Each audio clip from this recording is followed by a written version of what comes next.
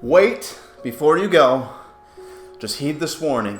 I'm just trying to save you a little bit of money. Because over the weekend, I picked this up for nearly $20 to what it amounted being one of the worst books I've read yet. Something with so little story, so little context, little dialogue. The only good thing you can say is the artwork, and even at that, with the story that is here, it's just flat out laughable.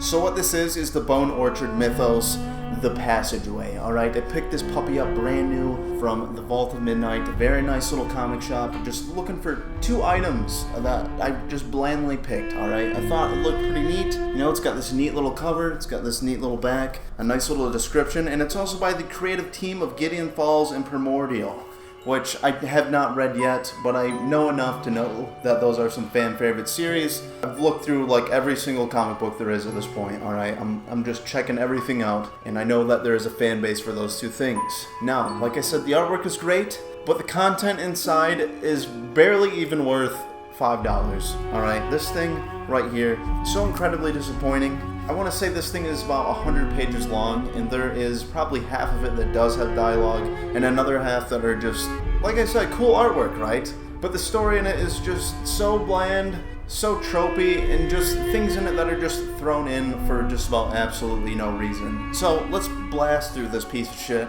and let me tell you how this all begins. So it all begins with this man kind of seeing his dead mother in his dreams. It goes on throughout the story to kind of tell this weird story about how they were at a beach when he was a kid, and suddenly she had fallen into the water, alright? Apparently she's epileptic. That's about all it gives you. So he sees his mom fall, picks up some eyes apparently and sticks them in his face. That doesn't happen till later on, but I don't really feel a need to go through this entire thing, alright? And cut straight to this man, alright, right here. I think maybe his name is John or something. He has a name, alright? He is a named man. But he's going off to this little island, alright? I thought that was going to be cool. He's going to go to this lighthouse. And on first instinct, you know, this book was kind of starting to remind me of the movie The Lighthouse. It had a lot of very similar effects. Did not pan out to be really anything like that. It actually gave no context to what was happening towards the end. No really idea. It's just a bunch of like slapped in little horror themes. So let's say John arrives into this said lighthouse, alright? He's here, there's this man here, he's kind of a dick, but he brings him to this place, and he is here to kind of sculpt out this giant hole that has suddenly appeared here, with this lady named Nancy, who could have been an interesting character as well. Right off the bat, you have this captain of the boat explaining to him, you know, he's like, she's probably off, sleeping off a bender or something, and she rolls up and starts talking about how, well, actually, it's just one boat we're talking about how she's been here for 25 years and hasn't had a drink since, alright? That's cool, that's great, but that is the only part in this book where that is brought up, alright? There's no other backstory for this lady, but right off the bat, you know, she's kind of like a scoundrel of this island, alright? She's hard, she's tough. John, let's say, can't seem to get through with her. She ends up showing him the giant hole. You know, she smokes cigarettes and cool things like that. But anyway, she talks about how she's been throwing these rocks down this set hole. She can't hear noise, alright? It might go on forever. It might reach to the other side of the world. And this guy's like, that's kind of weird. I'm a geologist, and you know, if that is like true, if there's no bottom to it, that can mean the structural integrity of this whole motherfucker, this island. It could be at risk, you know, you may need to leave. And she's like, you're the guy, alright, these are the things that you should know. He brings this cool little drone, and there's another scene where he's seeing these flashbacks of him at the beach with his mom. Alright, it's not important because it goes absolutely nowhere, but he busts out this little drone, alright, and he starts, they're talking about this drone, and she's like, oh, that's some futuristic shit right there. And he's like, yeah, I'm gonna drive it down the hole. And she's like, you should do that. You know, that'd be sick. And you know, what does he do? He drives that little son of a bitch down the hole. He's trying his best. He wants to know what's going on here. That's basically all, right? Alright, so we got these pages. You know, the artwork's kinda cool, but it's really not the craziest thing in the world. Suddenly, he sees this strange face pop up. And he's like, oh shit. You know, that can't be good, alright? I've seen this before. I'm just kidding, he doesn't see that, but it does scare him. The lady just kind of vaguely wipes it away. You know, she says she's just seen black, and then they need to get out of the dark anyways. Eventually, he can't get his drone out, so he's going to come back the next day and fish it out, and they're going to go have themselves a lovely dinner. To which they kind of just start talking. You know what? I'm just going to blast through this motherfucker.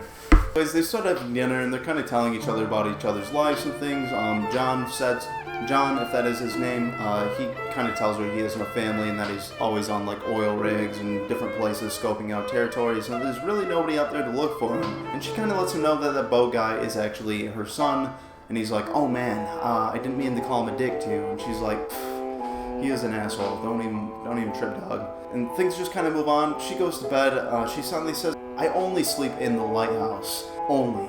And she's very particular about that. And then she shows him the bed that he's meant to be sleeping on, and he's like, isn't that your bed? And she's like, nah, like I said, I only sleep in the lighthouse. And that's kind of where I thought this might actually be a little bit like The Lighthouse, the movie, or whatever. This is not the case. So in the morning, he's waking up, he can't seem to find her, he ends up going into this lighthouse, and he gets to the top, he notices that it's kind of cracked, but there's nobody around. He finds a bed that has no actual bed on it, it's just a bunch of springs and stuff, and he's like, that's kind of weird. It seems like an old lady wouldn't be able to just hoof it like that.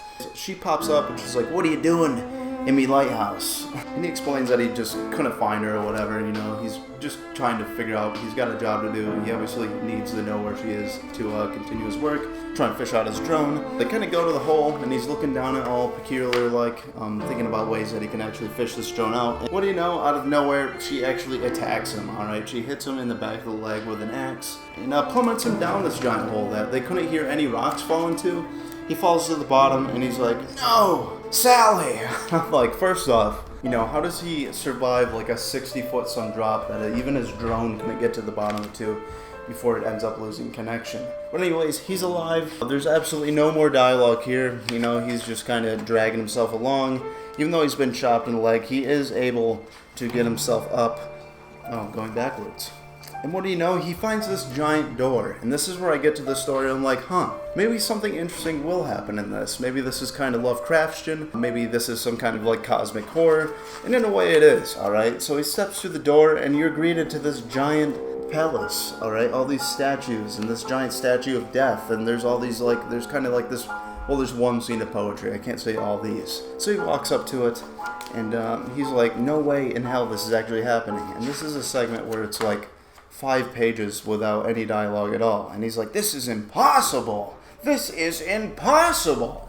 And I'm like, all right, guy, maybe we could explain a little bit of what's going on. And finally, he sees this lady who I can only imagine must be Sally. He notices it as his mama. It doesn't really explain much after that. All of a sudden, everything starts pouring up with blood. He's running out of here. He's sinking in a sea of blood, and he ends up back into the ocean, alright? And this is where things get really wild.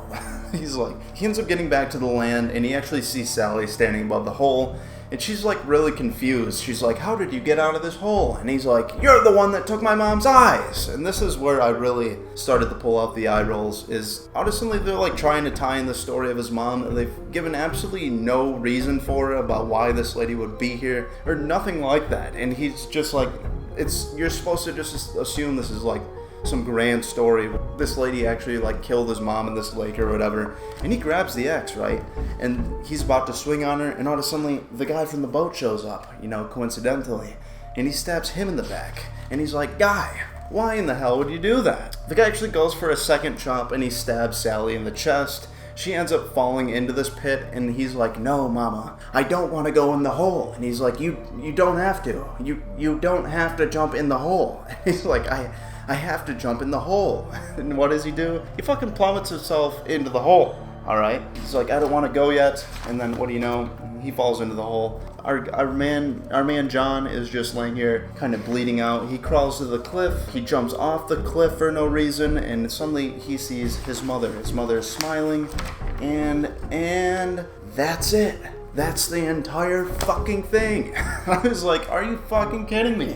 I got the Black Sinister for $10. This thing was $17.99 for basically no story at all, and the story that it does give you is just so laughable. It's so vague. It's so like, I don't even know. I don't know if this is supposed to just be like an artsy thing, but there's nothing in the art that makes the story any more grand. It's just a bunch of bullshit kind of thrown in for no reason, and I was just mega mega disappointed in this one. So I gotta say, the Bone Orchard Mythos, I haven't read any of the other ones, but do not buy the Passageway unless it is around $5 or something like that. Even that, it's not really gonna add anything to your collection.